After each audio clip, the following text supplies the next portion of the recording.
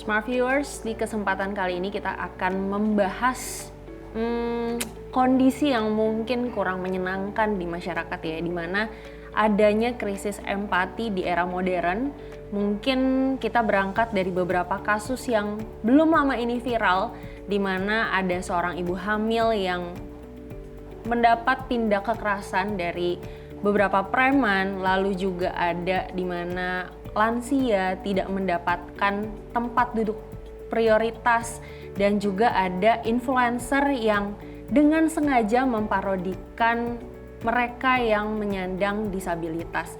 Nah, terkait fenomena ini kita akan membahas bersama manajer CBDC Binus University, Bapak Frederikus Vios.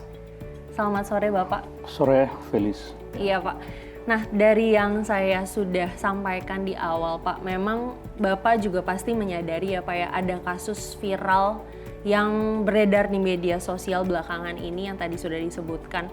Nah, terkait ini Pak, menurut pandangan Bapak sendiri sebagai orang yang memahami tentang filsafat dan bahkan mengajarkan tentang karakter building di Binus University, itu sudut pandangnya seperti apa Pak? Baik, Felis. Ya, ini kita pertama prihatin ya terhadap sikap-sikap yang menunjukkan ketidakpedulian kita di ruang publik. Ya. Nah, ini menunjukkan adanya kehilangan empati sosial.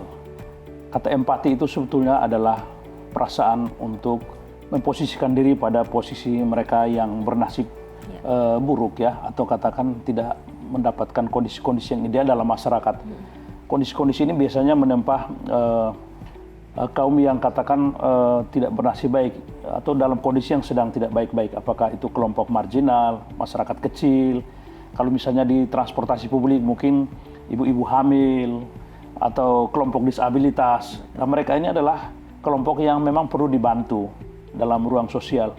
Nah, saya lihat di masyarakat itu akhir-akhir ini kita lihat bahwa ya masyarakat lebih egois ya, memperhitungkan atau mempertimbangkan egoisme pribadi daripada solidar kepada nasib orang lain yang memang perlu dibantu gitu. Nah, dalam konteks ini kalau misalnya ada masalah-masalah sosial yang seperti ini menunjukkan bahwa ya masyarakat ini sedang tidak baik-baik saja, tidak peduli pada persoalan bagaimana etika sosial itu harus ditunjukkan dengan lebih ideal di dalam ruang publik. Baik, berarti kita memandang kondisi ini sebagai kondisi di mana masyarakat kita sedang tidak baik-baik saja ya Pak ya. Kalau misalkan saya bawa lebih jauh Pak, kita tahu bahwa sila kita yang kedua itu adalah kemanusiaan yang adil dan beradab. Tapi kalau misalkan kita melihat fenomena kita saat ini, bagaimana kita memahami sila beradab itu sendiri Pak? Apakah kita selama ini memahaminya dalam konteks yang salah? Iya, sila kemanusiaan adil dan beradab berarti bahwa setiap orang harus memperlakukan satu sama lain secara adil dan bermartabat. Artinya mesti siapapun, apapun latar belakangnya, apapun kondisi manusia, apapun latar belakangnya, baik yang disabilitas ataupun yang tidak, itu semua setara. Jadi ada prinsip equality ya, kita setara dalam kemanusiaan. Maka sebetulnya kalau kita memperlakukan orang lain dalam ruang publik, itu harusnya pemikiran ini harusnya menjadi pola pikir atau paradigma pikir setiap orang dalam memperlakukan orang lain di ruang publik, sehingga bisa dikatakan itu kita beradab kepada orang lain. Nah, beradab di sini itu harus dilihat bahwa bukan hanya soal sopan dalam ruang publik. Betul. Karena kita harus berlangkah lebih jauh. Seseorang bisa saja di ruang publik dia sopan, tapi dia tidak peduli pada orang lain. Misalnya di transportasi umum misalnya, apakah Jakarta misalnya atau di KRL misalnya, dia hanya dia sopan pada orang lain, tapi ketika orang lain itu butuh untuk diperhatikan, dia tidak peduli. Nah, ini berarti dia sopan, tapi dia tidak menunjukkan empati kepada sesama. Nah, itu berarti dia hanya pada level kesopanan secara formal, tapi dari sisi empati atau keadapan itu belum sampai. Karena keadapan itu mengandaikan respek, pengakuan, hormat, dan peduli pada nasib baik orang lain. Oke, kalau misalkan seperti itu Pak, kita tahu bahwa Pancasila itu sudah diajarkan ya Pak ya, dari sekolah gitu. Dan di tingkat pendidikan pun, di BINUS pun kita belajar tentang character building. Saya tidak tahu kalau misalkan di universitas lain itu seperti apa. Tetapi kalau misalkan keadaan sekarang ini masih ada kasus-kasus seperti ini, Pak, apa yang sebenarnya salah? Apakah sistemnya yang gagal atau bagaimana? Ya, pertama kita perlu melakukan koreksi terhadap sistem dan juga implementasi pendidikan karakter itu. Kalau sistem, apakah semua lembaga pendidikan misalnya konsen pada persoalan membangun karakter building para peserta didik atau para mahasiswa atau siswa di sekolah? Ini mestinya menjadi gerakan bersama semua lembaga pendidikan. Itu yang pertama. Yang kedua, apakah kita juga perlu koreksi bahwa apakah praktek pendidikan formal di perguruan tinggi atau di sekolah-sekolah kita itu hadapannya hanya pada level kognitif. Jadi tidak menyentuh sisi emosi, sisi attitude orang untuk bagaimana bisa pikiran yang sudah dipahami dengan baik, misalnya kepedulian pada sesama itu mendorong pada tindakan-tindakan yang lebih praktis gitu. Dalam bentuk aksi nyata gitu. Jadi bukan hanya soal teori, tapi bagaimana diperkuat atau juga ditambah bobot pada pendidikan yang lebih menunjukkan aksi-aksi kepedulian yang nyata di masyarakat. Itu yang harus lebih banyak diperhatikan. Karena problem tadi soal ketidakpedulian sosial itu kan kelompok yang mendapatkan dampak buruk itu kan di ruang sosial yang nyata gitu ya. Oke, menarik untuk ditanyakan lebih jauh, Pak. Untuk di BINUS sendiri dalam pengajaran character building yang mana tadi kita sudah menyebutkan di Pancasila ya, Pak ya. Apakah ada tindakan-tindakan konkret yang mendorong tadi mahasiswa untuk tidak hanya sebatas pada pengetahuan saja, tetapi mendorong mereka untuk bisa melakukan aksi nyata? Ya, saya kira satu-satunya kampus yang baik di Indonesia ini adalah BINUS. Yang kita lakukan selama ini dengan pembelajaran karakter building di BINUS adalah pembelajaran di BINUS itu tidak ada ujian akhir. Yang dinilai adalah proyek nyata yang mahasiswa buat untuk masyarakat.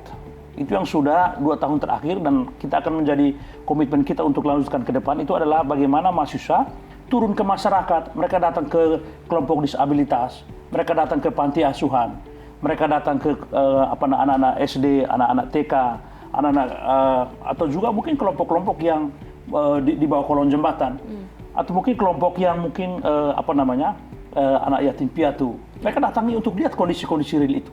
Lalu dari situ mereka berpikir bersama untuk bagaimana melakukan sesuatu tindakan kepedulian untuk kelompok yang seperti itu. Nah, itu yang sudah kita lakukan.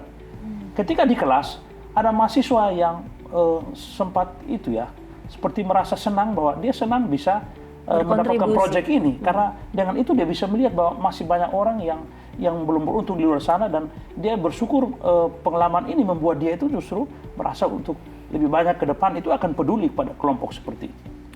Dapat inspirasi dari lapangan. Dan memang belajar langsung untuk bisa memberikan empati. Betul. Empati itu seperti apa, dan memang melihat kondisi masyarakat di bawah itu seperti apa ya, Pak ya? Setuju, ya. Bukan di bawah, teman-teman. Maksudnya masyarakat di sekitar mereka itu seperti apa. Karena betul sih, dengan intinya bergerak langsung di lapangan itu kita jadi tahu itu tuh tidak sekedar teori loh. Gitu, untuk menolong orang, untuk bisa berbagi itu memang harus langsung mengulurkan tangan gitu ya, Pak ya. Tapi kalau misalkan saya tarik lebih luas, Pak, generasi sekarang itu kita tahu bahwa mereka vokal dalam menyuarakan isu-isu sosial gitu ya. Tapi menurut pandangan Bapak, apakah penyuaraan ini memang merupakan bentuk konkretnya? Karena tidak sedikit dari mereka yang dilihat hanya untuk pencitraan, hanya untuk konten belaka gitu, Pak. Apakah memang empati sekarang itu sudah bergeser maknanya ya, Pak ya? Ya, pertama dari sisi positif ketika mereka misalnya menyuarakan kepentingan kelompok yang tidak beruntung nasibnya di media sosial, bagi saya itu baik.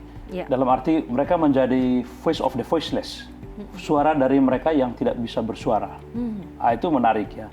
Tapi yang perlu menjadi catatan adalah bahwa tidak boleh berhenti di situ. Kalau kita hanya bersuara tanpa melakukan sesuatu yang nyata dan real di masyarakat, itu berarti kita hanya pada level simpati. Kita tahu bahwa orang lain susah dan menderita, tapi kita tidak melakukan aksi konkret. Itu simpati. Ya. Empati lebih dari itu. Saya tahu bahwa ada orang yang perlu dibantu, saya merasa empati dengan kondisi itu, lalu saya melakukan aksi konkret untuk mengatasi kesulitan itu. Itu baru namanya empati sosial. Ya. Dan saya kira ini yang perlu diperbanyak ya, dalam pada generasi muda kita. Gitu, ya. Oke, nah terkait fenomena ini nih Pak, sebenarnya kan tadi juga saya sudah sempat sampaikan ada kasus viral di mana influencer gitu Pak, dia memparodikan mereka yang menyandang disabilitas untuk memasarkan produk yang istilahnya dipercayakan kepada dia gitu ya Pak. Dan dari pihak-pihak brand gitu, mungkin juga sudah melakukan langkah lanjutan yaitu memutus kerjasama tersebut.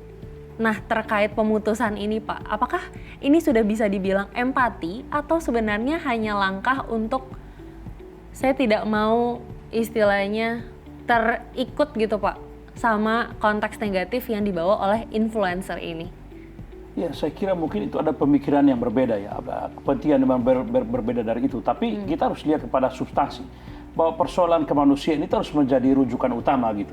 Bahwa ada sesuatu yang hidden agenda yang apakah ideologi tertentu yang ada di balik itu mempengaruhi keputusan itu, saya kira itu sah-sah saja. Tapi mestinya tidak menghalangi niat baik orang untuk melakukan hal-hal yang baik untuk mengangkat harkat dan martabat kemanusiaan dalam ruang sosial. Gitu, ya. Oke, baik. Kalau misalkan di media sosial sendiri tadi kita juga sudah membahas ya Pak, apakah empatinya itu mungkin hanya untuk pencitraan, tetapi juga mungkin empatinya itu hanya selektif aja gitu, hanya orang-orang tertentu aja yang kita pedulikan.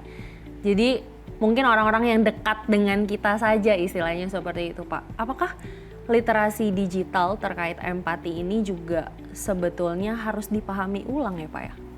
Ya, saya kira kita perlu melakukan redefinisi terhadap cara kita memahami empati sosial kepada sesama.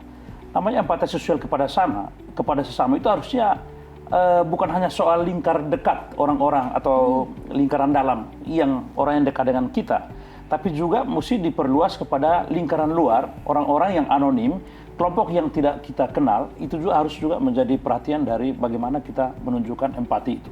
Jadi lingkaran dalam, lingkaran luar itu harusnya sama-sama, karena kita harus total. Kalau mau ini empati ini menjadi nilai bersama seluruh masyarakat Indonesia, itu harusnya tidak hanya peduli pada orang-orang di dalam kelompok saya, apakah itu suku, agama atau golongan atau apapun, harusnya itu diabaikan. Harusnya orang melihat pada sisi kemanusiaan.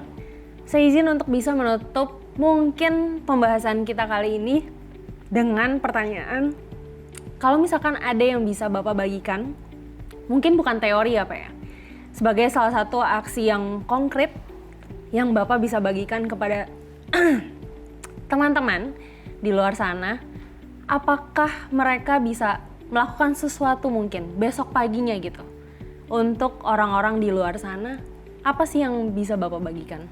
Ya, saya kira untuk hal-hal konkret, ini empati ini kan tindakan konkret. Mestinya kita melakukan hal-hal kecil dan sederhana tapi berdampak. Kalau untuk kita, untuk melatih empati, misalnya kita, ya misalnya kalau besok pagi, ya mungkin bangun, mungkin kita memberikan sesuatu kepada orang-orang yang ada kita jumpa di jalan gitu. Say hello, menyampaikan salam, atau juga melihat orang lain yang butuh dibantu, di kampus misalnya, barang orang ketinggalan kita ambil lalu beri, ya, atau menolong lakukan hal-hal kecil dengan penuh cinta yang besar untuk sesama dan kemanusiaan. Baik, berarti kita melakukan suatu hal yang kecil terlebih dahulu ya Pak ya.